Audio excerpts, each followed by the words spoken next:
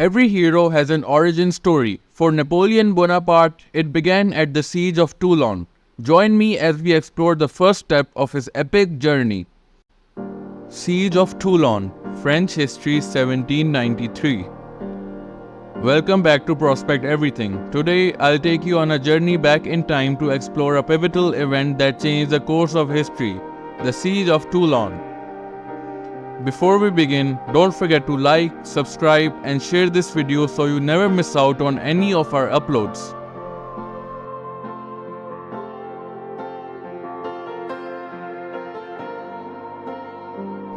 Siege of Toulon, August 28 to December 19, 1793. Military engagement of the French Revolutionary Wars, in which the young artillery officer Napoleon Bonaparte won his first military reputation by forcing the withdrawal of the Anglo-Spanish fleet that was occupying the city of Toulon and its forts. In the spring of 1793, a string of French military defeats strengthened the extremists within the revolutionary government. Girondin leaders were driven from the National Convention, and the Montagnards, who had the support of the Paris sans-culottes, workers, craftspeople, and shopkeepers, seized power. The Montagnards were bourgeois liberals like the Girondins, but under pressure from the sans-culottes and in order to meet the requirements of defense, they adopted a radical economic and social policy.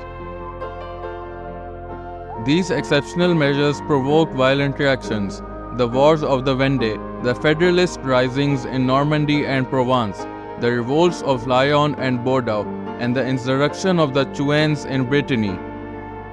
In Toulon, the site of a major French naval base and arsenal, Royalist counter-revolutionaries responded by entering into a negotiation with British Vice Admiral Lord Hood.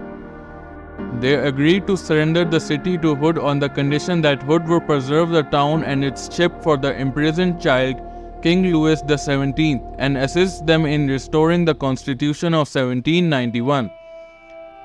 On August 27 to 28, 1793, Toulon was handed over to an Anglo-Spanish fleet under the command of Hood and Admiral Juan de Langara. They took possession of the city and its fortifications in the name of Louis XVII.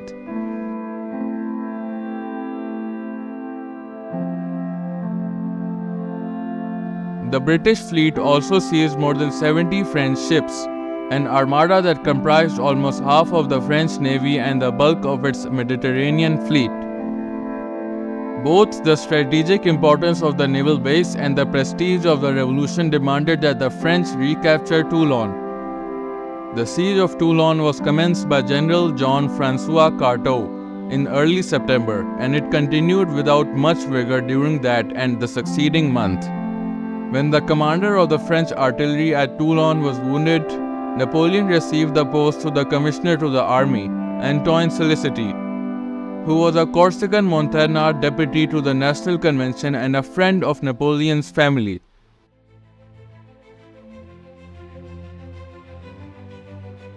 Napoleon was promoted to major in September and adjutant general in October. Neapolitan, Spanish, and English troops were brought by sea to assist in the city's defense.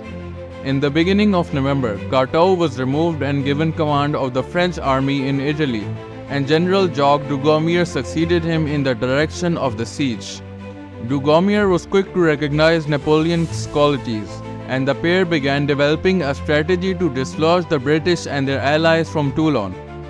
British General Charles O'Hara arrived with reinforcements from Gibraltar and assumed the command of Allied forces in the town. On November, 30 elements of the garrison sallied out of Toulon in order to destroy some French batteries that were being erected upon heights that commanded the city. The French were surprised, and the attacking force routed the artillery units. Elated with this success, the Allied troops rushed onward in pursuit of the enemy and were unexpectedly met by a strong French force that had been brought up by Napoleon. O'Hara now arrived from Toulon in an effort to extract his troops, but he received a wound in the arm and was taken prisoner. In a quirk of history, O'Hara, who had been delegated by General Charles Cornwallis to oversee the British capitulation at Yorktown in 1781, would have the unfortunate distinction of personally surrendering to both Napoleon and George Washington. The total loss of the attackers in this engagement was estimated at 1,000 men. Dugommier now mustered a great force around Toulon and prepared to prosecute the attack. Executing a plan conceived by Napoleon, revolutionary troops, under cover of an intense bombardment, successfully assaulted the Allied-held forts, commanding the anchorage on the night of December 16 to 17. Napoleon himself was stabbed in the thigh by a British soldier during an attack on the British strongpoint at Fort Mulgrave, but he remained on the field to carry the assault home.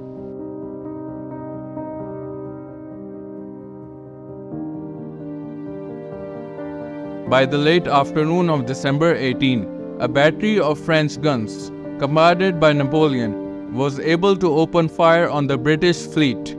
The British and their allies now found it impossible to defend the city, and in the course of the day embarked their troops. A scene of confusion ensued, as Toulon's citizens fought to board any available ships as to escape the vengeance of their enraged compatriots.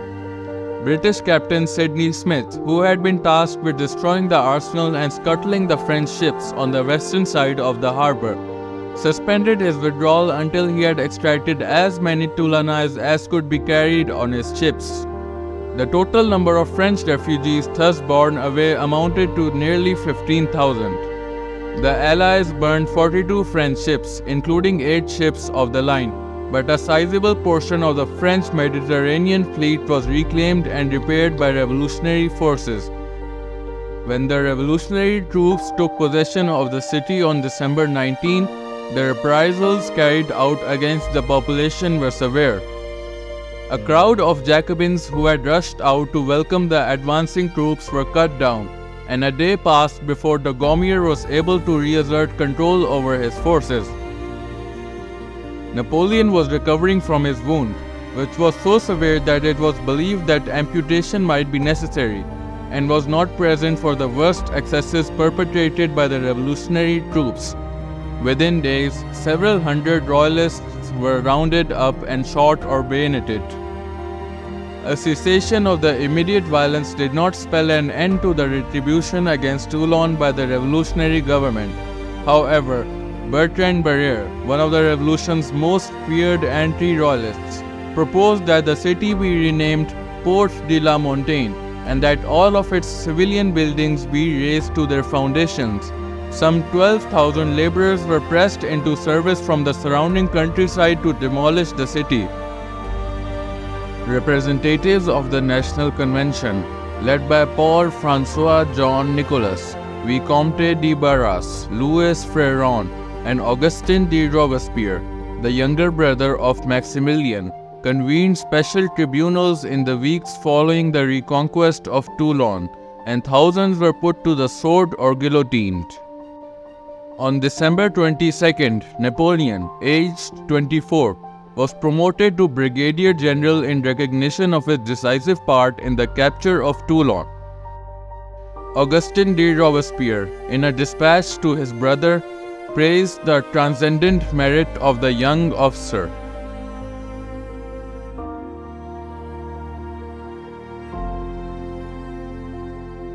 As we unravel the gripping tale of the siege of Toulon, we gain a deeper appreciation for the resilience and resourcefulness of those who shaped the course of history. Join us next time as we uncover more untold stories from the annals of time. Remember to like, share, and subscribe for more captivating content. Thank you for watching.